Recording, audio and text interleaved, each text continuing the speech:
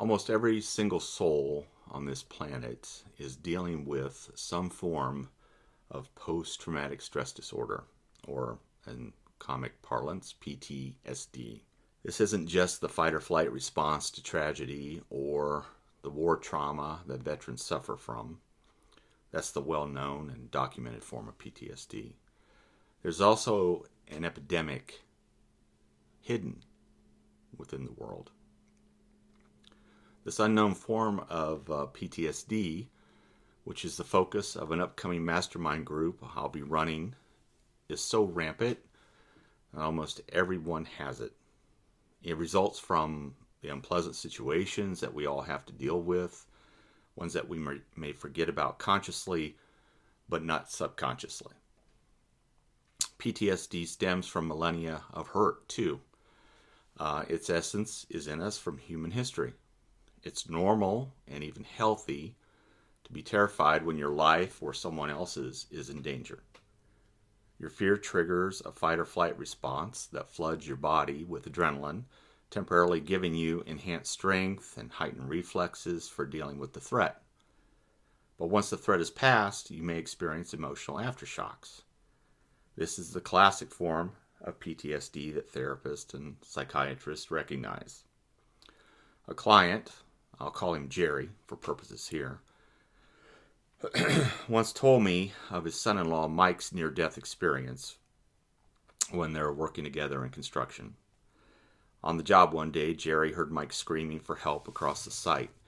Jerry raced to see what was the matter and found Mike trapped beneath a half-ton trailer. Mike had been fixing an axle when the blocks of the trailer, or the blocks that the trailer had been resting on, gave out, and the trailer pinned him to the ground, nearly crushing his chest. If he had stopped to call for help, Jerry knew it would come too late. So rather than dialing 911 and later having to tell his daughter that she'd lost her husband, Jerry went into survival mode. A burst of adrenaline filled his body. He proceeded to lift the 1,000-pound weight off his son-in-law's chest, enough just so that Mike could slide out, and Mike survived. Even though a miracle had occurred and everything was okay, Mike consistently had nightmares about being trapped under something heavy and screaming for help, and Jerry couldn't look at any type of trailer without feeling nauseated. After years of this, Jerry came to me for insights into how to heal. Both men had experienced what could obviously be deemed PTSD. Then there's the day-to-day emotional wounds that add up. Insecurities, trust issues, fear, guilt, shame, and more. And these all actually stem from past negative emotional experiences. They are all a result of hidden PTSD. So for example, when a person has a fear of committing to a relationship, it's showcasing that something happened earlier in life to create a certain level of post-traumatic stress disorder. Now, you never know what happened in someone's past that's contributing to her or his present-day reaction, but PTSD can happen on so many, many different levels. As a culture, we have a history of burying emotions with alcohol, drugs, food, and adrenaline-fueled activities. Expressing ourselves wasn't really an option until fairly recently, or at least until the last 40 years. Even though we live in a stressful age, therapists, counselors, life coaches abound now, and we're allowed to expand the definition of scope of PTSD. So post-traumatic stress disorder is something that occurs from any difficult experience. There are the more severe cases of PTSD we know about, the ones that result from experiences such as abuse or tragedy or kidnapping or witnessing a violent crime. Then there are the under-recognized triggers. A child's parents divorcing can make her avoid marriage as an adult. A teenager who doesn't get a date for prom could start disliking all school dances.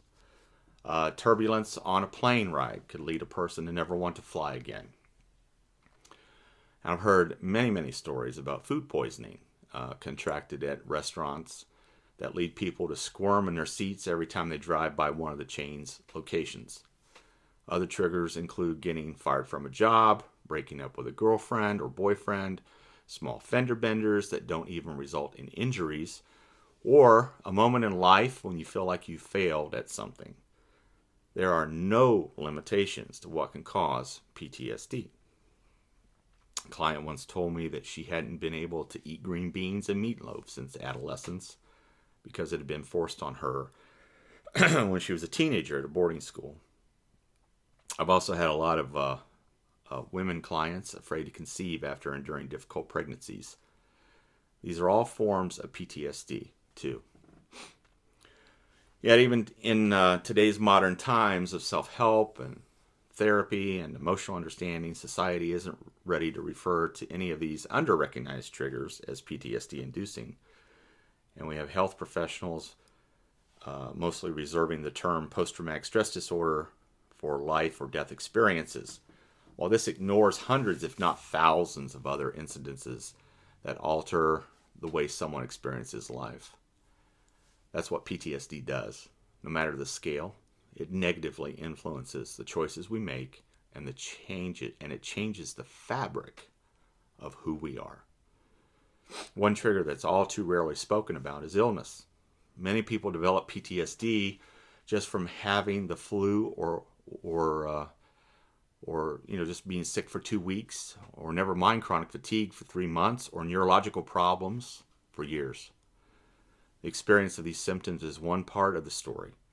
A whole other cause for emotional damage is the doctor shopping journey, the battery of tests, the constant MRIs and CT scans that don't reveal anything, and the despair of not finding relief or validation.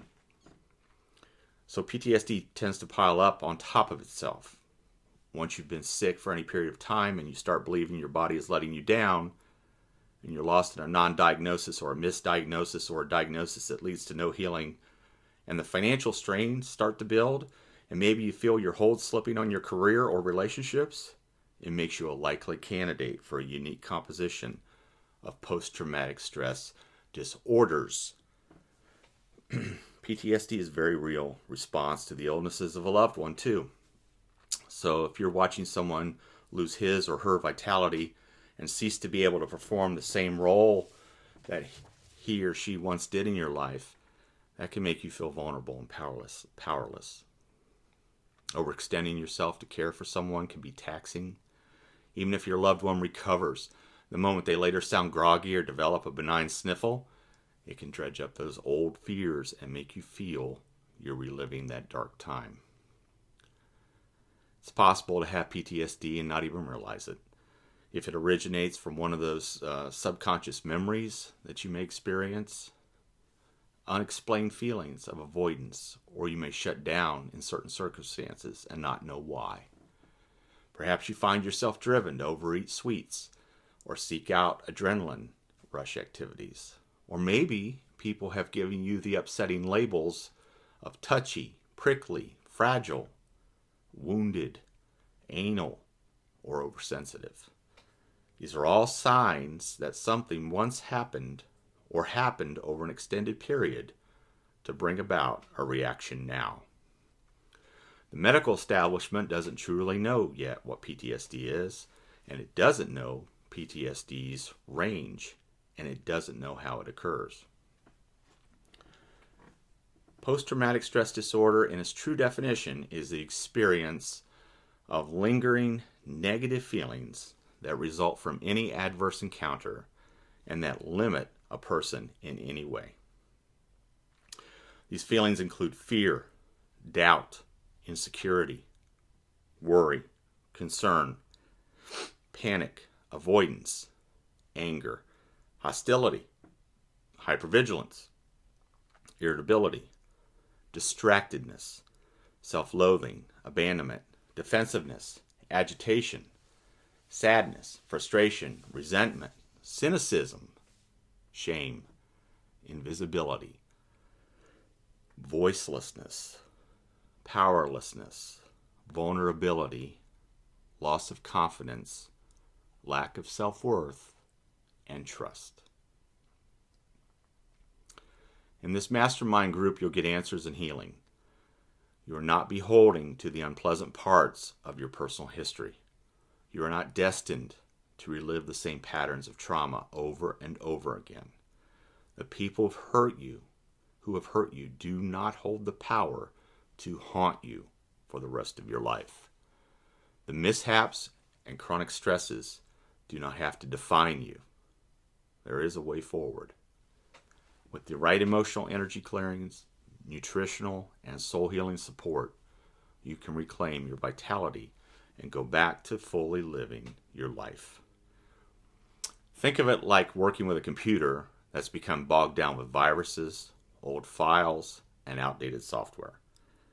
It's gotten slower over time, but you're used to it.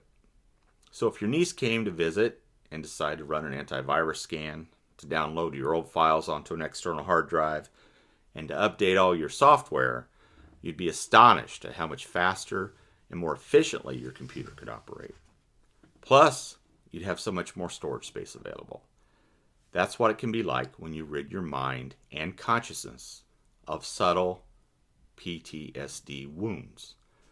When you learn to heal, you increase your operating capacity and open yourself up to all that goodness you haven't had room to receive. Much love, and I look forward to working with you in the future.